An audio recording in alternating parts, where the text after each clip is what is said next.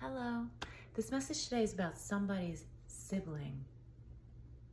So it's not going to be for everybody. If it doesn't resonate with you and if it doesn't fit with the details of your life, then the message is not for you.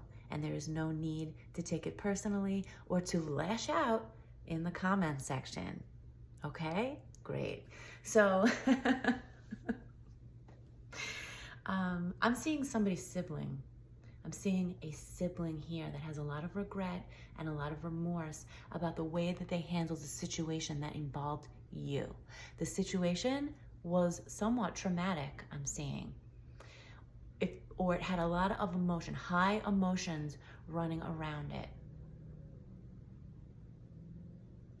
Now, what I'm seeing is that this sibling wanted to pretend that it didn't happen, wanted to sweep it under the rug, wanted to just act like nothing happened there. Whereas you, it's almost like I'm seeing the situation was at your expense and created a lot of conflicting emotions inside of you. It was painful. There was trauma there. It was something inappropriate, something scary. So there was a lot of emotions around it for you, and you wanted to address it. You wanted to heal it, because I'm seeing like it did make a huge impact on you, whatever this thing was. But this other person, the sibling, they didn't want to deal with it. And they went and they created, almost like they built a whole life around lying about this situation. Yeah, that was confirmation. So they built a whole lie, or they built a whole life around lying or dismissing this very serious situation that occurred. And it's almost like they backed themselves up against the wall or dug a hole so deep that they really just don't even know how to get out of it at this point. So I'm saying this person has hurt you.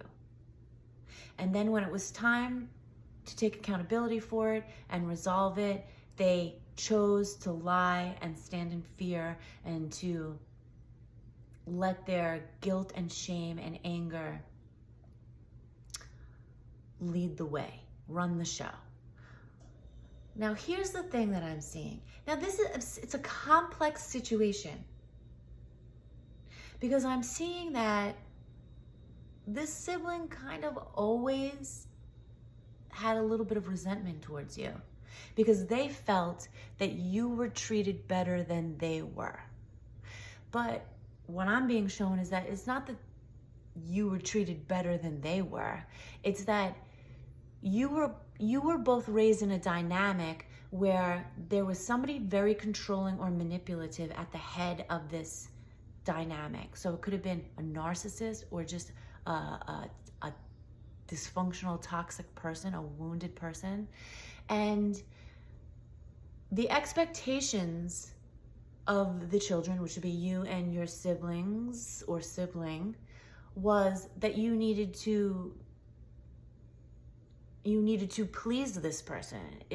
You had to follow their rules. It was a very conditional dynamic. So it's like, if you weren't doing what this person, the head of that household wanted you to do, you were going to be punished.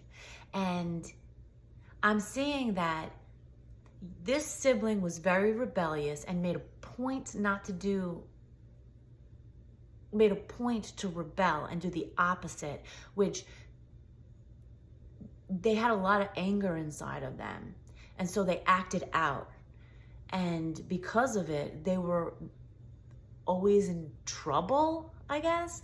Where I'm seeing whereas you watched this go on, or you didn't want to get in trouble, or you wanted to be loved, and so you followed the conditions in order to receive that love. And so you were like the good one, and they were like the bad one, so to speak. Of course, they're not good or bad, but I'm just saying that's kind of the belief system or the label that was put on you. And because you had an incredibly controlling, manipulative parent, it was like if you were doing what this parent wanted, they would reward you.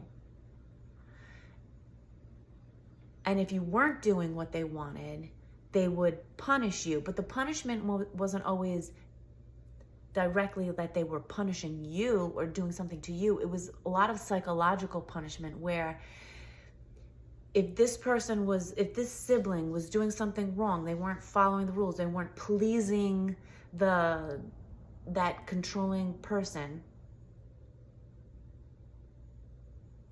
they would get punished by that controlling person would punish them by praising you. I'm seeing you two were pitted against each other, and it was almost like a competition. You were pitted against each other by the head of the household. It could be a narcissist for a parent, but it doesn't have to be.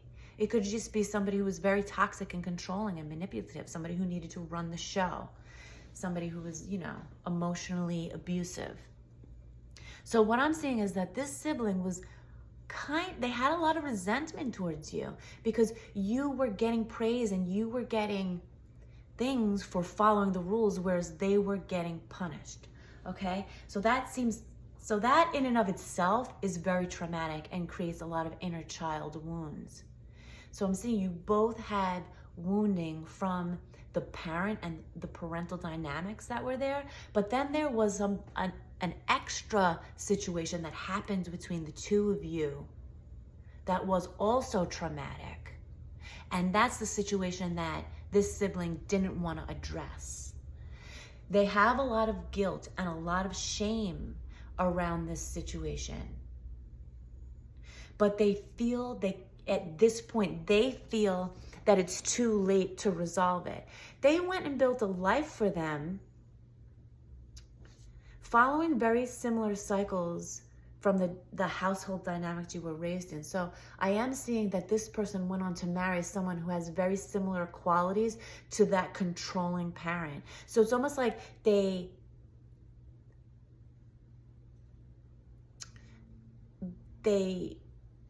rejected the dynamic of what you were raised in, and then went and created the same thing for themselves. It's almost like this sibling of yours feels like they deserve to be punished. They have a lot, because of that guilt and shame. They have a lot of shame for who they are as a person. And they have a lot of pain. Just like you have gone through a lot of very painful things, but you were able to dig deep and to step into a healing role. You were like, I can't live like this. I need to heal. I need to make this better. I need to feel better. I cannot walk around with all these wounds. That was you, whereas this person was like, almost like they threw their hands up in the air and they're like, well, it is what it is. This is how it is. This is how it will always be. And they just kind of let it fall by the wayside. But they are starting to realize just how big of an impact their choices had, not only on them, but the life they created, and also some other family members that are involved. That's a little unclear for me.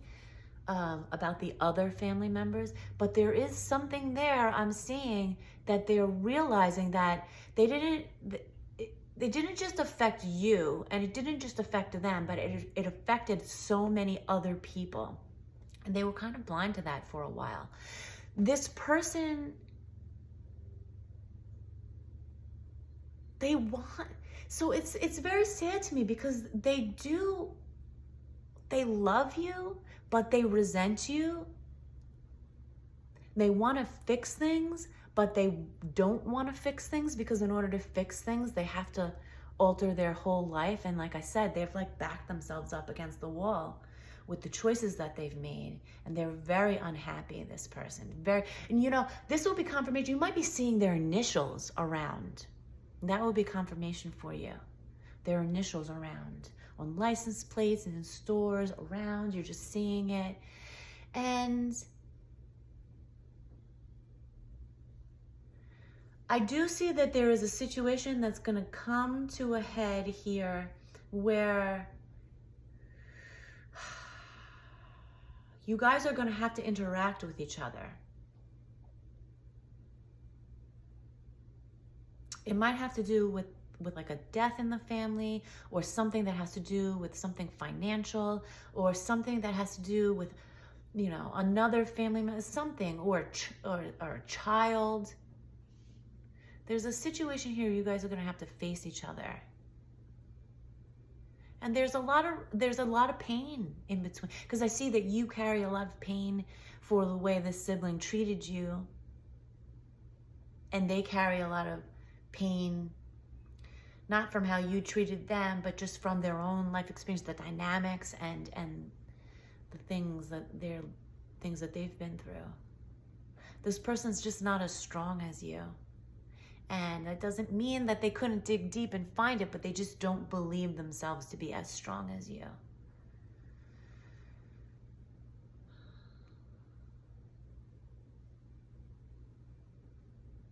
There's somebody else in the mix here. It's almost like your sibling kind of created a picture about you, and there are other people, maybe their partner or other people in your siblings' life that believed it, that tried to defend your sibling and try to come against you. Like you were a problem, like you did something, but that's because they were lied to. That's because your sibling lied to them to be able to get somebody on their side, to feel like they had an ally or a space where they could allow their resentment to thrive. And so the way that they portrayed you to